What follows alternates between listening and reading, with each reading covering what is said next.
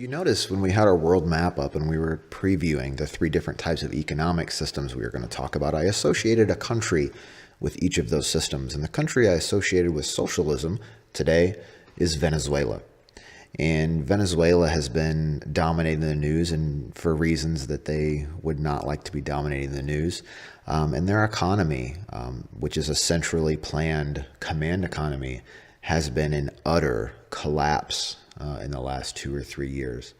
Now, Venezuela is interesting because 15 years ago, Venezuela was hailed as one of the most progressive countries in the world, and Venezuela was applauded by Hollywood and the like for its wonderful reforms that had been taking place. And many economists had just predicted that once the command economy had really taken full stride, that we would see this collapse that we're seeing right now. So I'm just going to show you a couple newspaper articles that we would see, previewing Venezuela's downfall. Subtitled, "Dying Infants, Chronic Power Outages, and Empty Shelves Mark the World's Worst Performing Economy." Not enough respirators in hospitals. Venezuela. Out of toilet paper.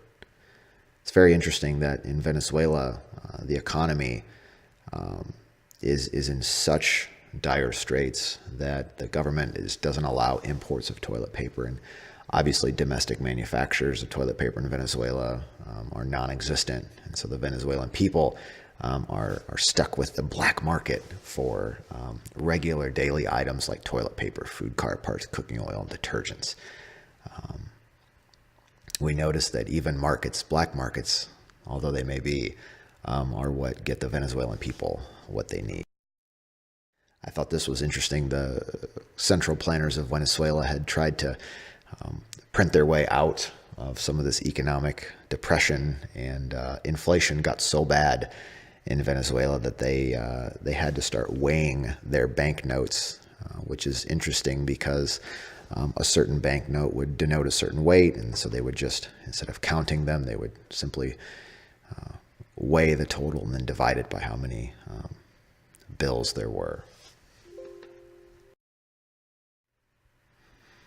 Winston Churchill had famously said about socialism in real life that the inherent vice of capitalism is the unequal sharing of blessings. We talked about this earlier with the inequality of income and assets and wealth. But he also goes on to say the inherent virtue of socialism is the equal sharing of miseries. So there may well be equality in Venezuela, equality in the sense that everyone is equally miserable. But what about democratic socialism? So you see many people tout socialism as a perverted form of a system they call democracy. Milton Friedman a while back had said essentially that democratic socialism is socialism, and he's absolutely right.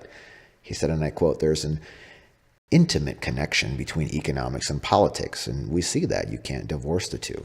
That only certain combinations of political and economic arrangements are possible, and that in particular, a society which is socialist cannot also be democratic in the sense of guaranteeing individual freedom. So I don't want you to confuse democratic socialism with some mild form of socialism. Democratic socialism, for all intents and purposes, is socialism, the system that we've been describing." Now, Bernie Sanders has identified himself and received much applaud for it as being a democratic socialist. But Bernie Sanders actually misidentified his very own ideology. We'll see later that Bernie Sanders, while he may be a social democrat, is certainly not a democratic socialist. And he says, and points to many of the Scandinavian countries. Sweden, he says, is a model for what we should use to form and fashion our own economic system for. So let's look at a question. What about Bernie Sanders and Sweden? Are they not democratic socialists? And the answer is no.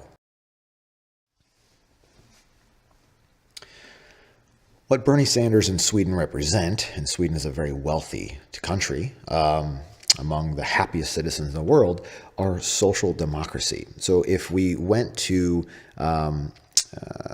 go back to the theories for the role of government we talked about, we mentioned the social welfare theory, or the luck egalitarian theory, which was to say that we should have some equality of opportunity mixed in with the market economy. This is what Bernie Sanders and Sweden are talking about, but we didn't probably mention that this comes at a cost. So if we look at countries that identify as social democracies, we think Denmark, Finland, Sweden, and the like, their tax rates are exorbitantly high.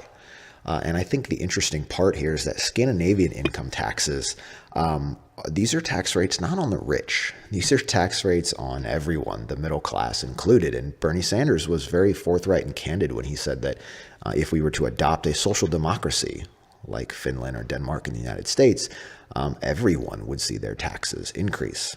So without reading the whole thing here, let me just highlight a little bit. The tax that most people pay here is not just high income taxpayers.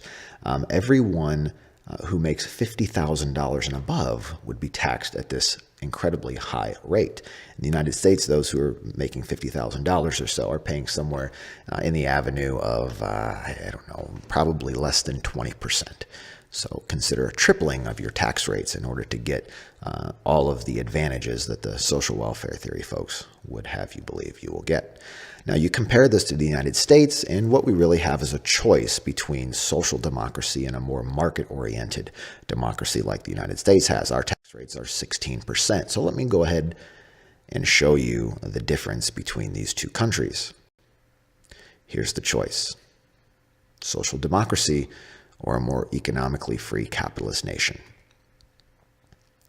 Under a social democracy like Denmark, you will pay incredibly high tax rates up front, but so there's your 60% coming out of your pocket. But what you get for that is free or universal open access to things like medical care, housing, and education. Compared to that to the United States, where out of pocket you're paying just a small sum, so you've got a lot left in your pocket. But the money you have left in your pocket, you now have to pay for these things out of pocket. You have to pay for healthcare, maybe out of pocket or through insurance.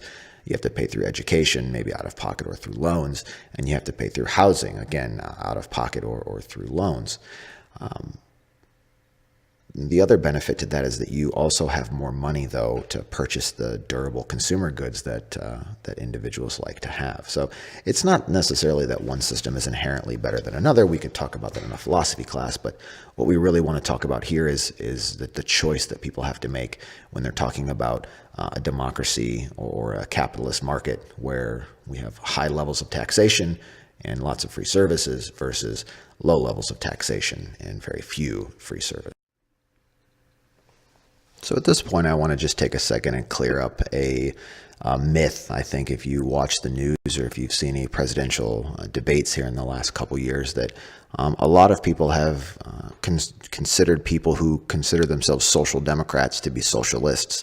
And that really is a myth. If you are a social democracy or you live in a country that is a social democracy, you are not living in a socialist country. Land, the factors of production are not owned by the state. They're not owned by the government. The truth is that social democracy is a capitalist economic system. But the asterisk there is that it's a capitalist system with a very large and plentiful redistribution and welfare state. Redistribution. So if we look on the map here, you'll notice different colors. And the brighter red the color is, the less market-oriented or capitalist the nation is. And the more blue and green of a tint the country has, the more market-oriented and capitalist it is. So red countries are socialist and communist, and we see that green and blue countries tend to be very capitalist. So the countries that we talk about up here in Scandinavia, often as being socialist, are not really socialist. They're actually capitalist countries. Their scarcity is addressed through markets, and they just have very high taxation. That is very different than their nemesis in South America, which is Venezuela.